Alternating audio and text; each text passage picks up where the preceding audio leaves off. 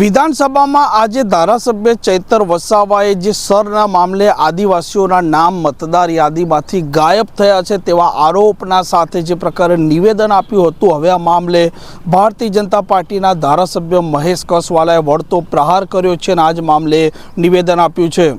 વૈષ્ણવજન તો તેને કહીએ જે પીડ પરાઈ જાનાને રે।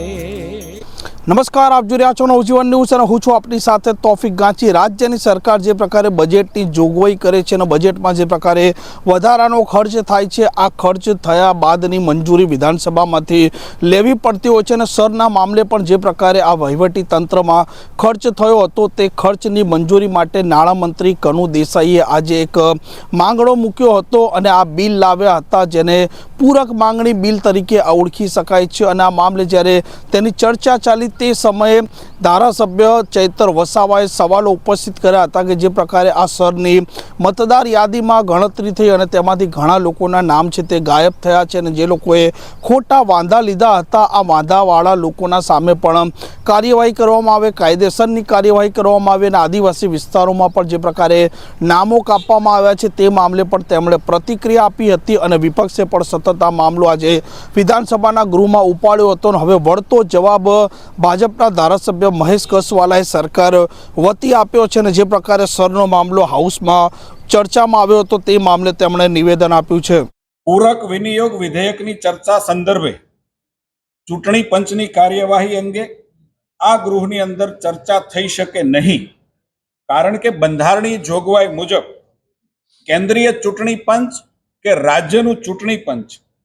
એ આ દેશની બંધારણીય રીતે સ્વાયત્ત સંસ્થાઓ છે। મતદાર યાદીથી લઈ ચૂંટણીની પ્રક્રિયા અને પરિણામ સુધીની તમામ કાર્યવાહી એ ચૂંટણી પંચ દ્વારા કરવામાં આવે છે, જે સરકારના કાર્યક્ષેત્રમાં આવતું નથી, બંધારણીય રીતે ચૂંટણી પંચના કાર્યક્ષેત્રમાં આવે છે।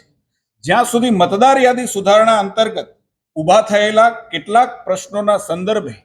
માનનીય નાણામંત્રીશ્રીએ ખૂબ સ્પષ્ટતા કરી છે। Form number 6, form number 7, form number 8 અને ફોર્મ નંબર 9ની ભૂમિકા વિશે પણ એમણે પ્રકાશ પાડ્યો છે। જ્યાં સુધી ફોર્મ નંબર 7 માટે જે સવાલો ઉપસ્થિત કરવામાં આવ્યા છે ત્યાં સુધી માનનીય નાણામંત્રીશ્રીએ પણ સ્પષ્ટતા કરી છે અને સામાન્ય સમજની આ બાબત છે કે ફોર્મ નંબર 7 એ ભર્યા પછી સક્ષમ અધિકારી શ્રી બીએલઓને પૂછ્યા પછી, બીએલઓ પાસેથી માહિતી લીધા પછી, એમ છતાં માહિતી લીધા પછી આવેદક અને જેમના સામે આવેદન છે એ બંનેને યોગ્ય સાંભળવાની તક આપ્યા પછી આ પ્રક્રિયાની અંદર પોતાનો નિર્ણય જાહેર કરે છે। જ્યાં સુધી સવાલ ફાઇનલ મતદાર યાદીનો છે ત્યાં સુધી હવે ફાઇનલ મતદાર યાદી ચૂંટણી પંચ દ્વારા બહાર પડી પણ ગઈ છે અને આ મતદાર યાદી ફાઇનલ મતદાર યાદી બહાર પડી ગયા પછી રાજ્યની અંદર એક પણ મતદાતાએ કોઈ પણ વિરોધનો સૂર આવ્યો હોય એવું સર્વવિદિત છે। મીડિયાને પણ આપ પણ એ બાબતથી સર્વવિદિત છો ને એટલા માટે હું કહું છું કે ચૂંટણી પંચે જે પ્રકારની પ્રક્રિયા કરી છે ન્યાયપૂર્ણ, પારદર્શક રીતે અને ખોટી રીતે એક પણ મતદાતા છે એનો મતાધિકાર ન છીનવાય એવા પ્રકારની કાર્યવાહી કરી છે। ધન્યવાદ।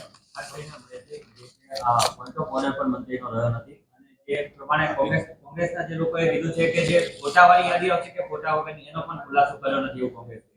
હું એમ માનું છું કે એ રાજ્ય સરકારનો વિષય નથી। કોંગ્રેસ જે આક્ષેપ ગૃહની અંદર કરે છે એક સીધી સાદી સમજ રાજનીતિની અંદર હોવી જોઈએ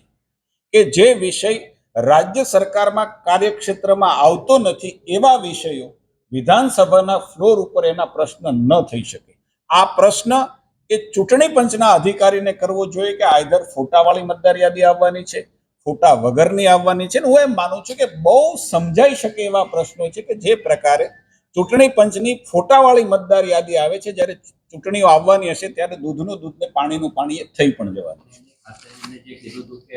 અધ્યક્ષે અંદર મંજૂરી આપી દીધી પછી કોઈ પોઈન્ટ ઓફ ઓર્ડર રહેતો જ નથી, પણ છતાં સત્તા પક્ષે જે પોઈન્ટ ઓફ ઓર્ડર ઉઠાવવામાં આવે છે પણ અધ્યક્ષે કામકાજ સલાહકારની અંદર પણ આ જે છે તેને મંજૂરી આપી। જ્યાં સુધી માનની અધ્યક્ષશ્રીનો પોતાનો નિર્ણય છે, ચૂંટણી પંચ સામેના સવાલો એ વિધાનસભાની ગૃહમાં ન થઈ શકે, પરંતુ મતદાર એના અધિકારો અને એના માટે રાજ્ય સરકારને કોઈ સંરક્ષણ આપવાનું હોય તો એવા બાબતની ચર્ચા એ વિધાનસભાના ફ્લોર પર થઈ શકે ને એવી અનુમતિ માનની અધ્યક્ષશ્રીએ આપી છે ને એના પર જ ચર્ચા થઈ. આમ ગુજરાતમાં જે પ્રકારે સરની ગણતરી થઈ, જેમાં આ મતદાર યાદીમાં રહેલા બોગસ ભૂતિયા અને બબ્બે જગ્યાએ નામ ધરાવનારા જે મતદારો હતા તેમના નામ હટાવવા માટે આ વિશેષ મતદાર યાદી સુધારણા કાર્યક્રમ ચાલ્યો હતો અને તેમાં જે પ્રકારનો ખર્ચો થયો હતો આ ખર્ચાની મંજૂરી લેવા માટે જ આજે વિધાનસભાના ગૃહમાં ચર્ચા પણ થઈ હતી અને તે જ મામલે અધ્યક્ષ દ્વારા જે પ્રકારે આ પૂરક માંગણીઓ માટેની મંજૂરી આપવામાં આવી હતી તે મામલે ચર્ચા પણ થઈ હતી અને આરોપ પ્રત્યારોપ પણ લાગ્યા હતા. આ પ્રકારના સમાચાર માટે નવજીવન ન્યૂઝની આ ચેનલ સાથે જોડાયેલા રહો. નમસ્કાર.